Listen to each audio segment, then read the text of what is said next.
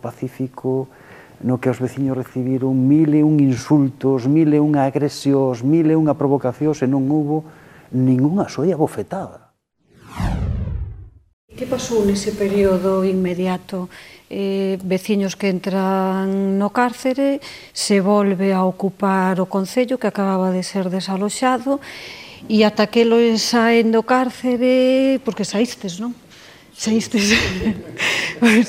Cuáles foron os seguintes pasos, esas xestións, que papel xogou o PP aí, que houve negociación, como se viviu todo eso, recordade? Eu creo que foi digamos así, como a etapa final onde, vendo que o conflito non se resolvía, empezaron a facer denuncias, non? Entón, un día estábamos aquí no Concello, e por certo de organizacións e tal, entonces Beuil viña ao Concello cun notario, simplemente, pois, bueno, a facer unha denuncia, aquel día pilloume a min, como se pilla a outro cualquera, e entonces viñan a eso, xa, digamos, a meter o tema por a xusticia, porque o conflito non se daba resolto, entón había que... Pola parte da Asamblea de Veciños se chegou a un acordo co Partido Popular para chegar a un entendemento, empezar unha negociación a partir do luxe seguinte. Reunidos os portavoces do Bloque Nacionalista Galego e do Partido Popular en aras a encontrar unha solución negociada que restablezca o clima de convivencia pacífica no noso axuntamento e na nosa sociedade, acordamos. Os veciños comprometémonos a abandonar a casa do Concello de forma pacífica e os grupos municipais non entrarán nas dependencias hasta o inicio das negociacións. Ambos grupos, no ánimo de limar enfrentamentos, acordamos a retirada de denuncias por ambas partes.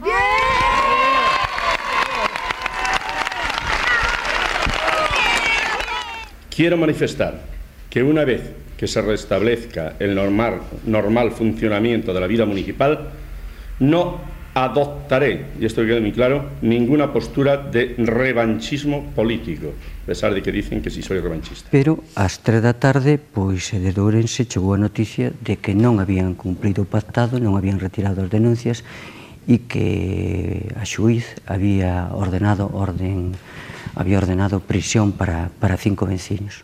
Ai, Dios mío, o día que quedaron na cárcel, uns viñeron e outros quedaron, porque se non foran á cárcel non pasaba nada, porque que era cousa do pueblo non pasaba nada, pero quedaron os rapaces, todos, eran 12, na cárcel, aquilo a min, eso foi o peor de todo.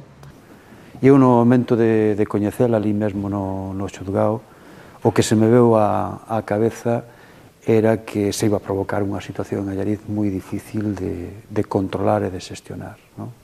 Que fora hasta ese momento un proceso cívico e pacífico iba a ser moi difícil cando se coñecera aquí que se pudera levar polo mesmo camiño.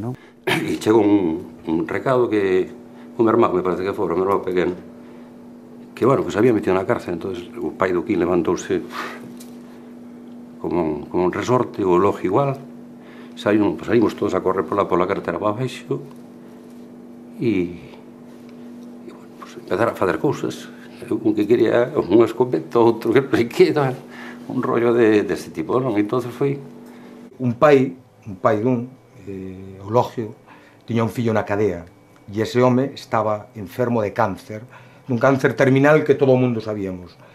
E il foi o que pediu clemencia para que non houbera nada, porque ali só se quería justicia, se quería ir buscarse os concelleiros naquele momento, porque había encarcelados, había primos na cárcel, irmáns na cárcel, había fillos, había pais na cadea.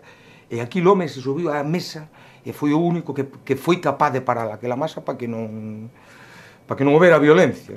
Isto foi unha masa de xente increíble. Non había unha palabra, nos mirábamos todos e non hablaba nadie. Recibimos, pois, con silencio unha cousa. E chorábamos todos. Bueno, xa... Todos chorábamos. Pero por que os meten presos? Que fixeron? Non estamos a falar dunha asamblea de traballadores dunha gran factoría industrial con experiencia sindical. Non, estamos a falar dunha asamblea de veciños na que a media de edad, pois, a mellor era de 60 anos, moita xente maior, xente que se movía era porque quería que o seu povo funcionara e que non podía entender como se podía meter na cárcel a xente por querer eso, non? A partir dese momento tuvemos clarísimo que habíamos ganado esta batalla. Esta batalla e habíamos ganado a guerra. É dicir, a guerra estaba a punto de rematarse ca nosa victoria total.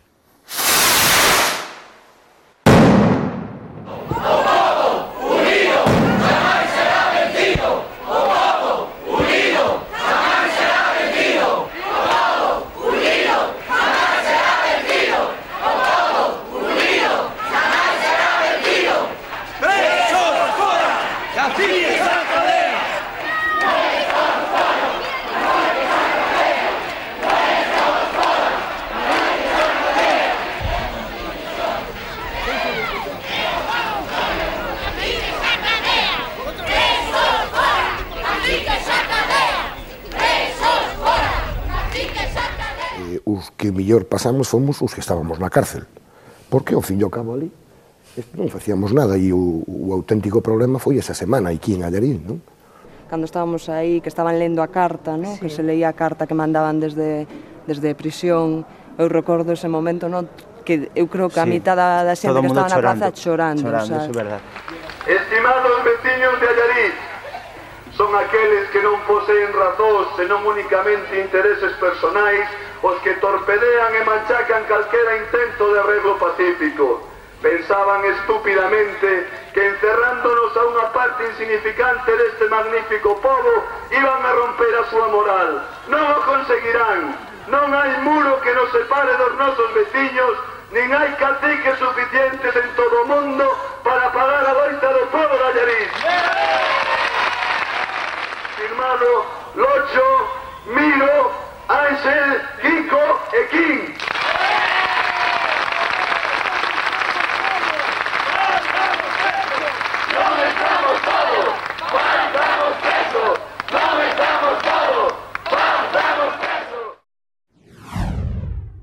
Outra dos momentos moi emotivos é cando eles salen da cadea, eu non sei como vou explicar, pero se van recibir 5 kilómetros arriba, algún día son pobo 4 ou 5 kilómetros de Allariz, ali se lles espera xa con bombas, e todo o recorrido, centos e centos de coches, e miles de persoas, bailando, e bombas, se acabaron os globos da provincia, se recibiu como auténticos héroes.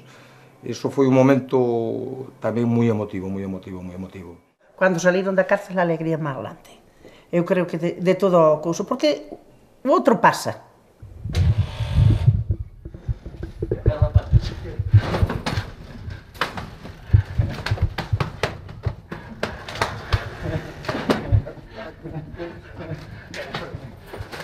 Unha alegría enorme, unha alegría inenarrable, non?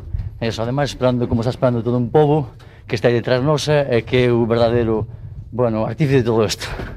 Non hai palabras para dicir ese pobo luchador, ese pobo que estuvo sempre apoiándonos en todo o momento e que non hai barreiras que podan parar a un pobo cando loita por unha causa xusta como é esta causa.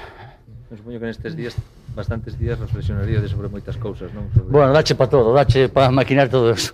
Con dicir que, imaginadevos que ninguna noite, eu polo menos, e uns compañeros supoño que igual, pois podemos dormir, sempre pensando, que había todo por ti. Neste momento que salides da cadea, sentidevos culpables de algo? Non, penso que nunca nos sentimos en ningún momento culpable. Acatamos a decisión da xuez, pero non a compartimos, non?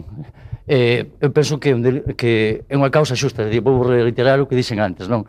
De momentos, cando hai todo un pobo por detrás, non penso, cando se luita por a libertad, por a democracia, etcétera, etcétera, tenes que perdonar, pero...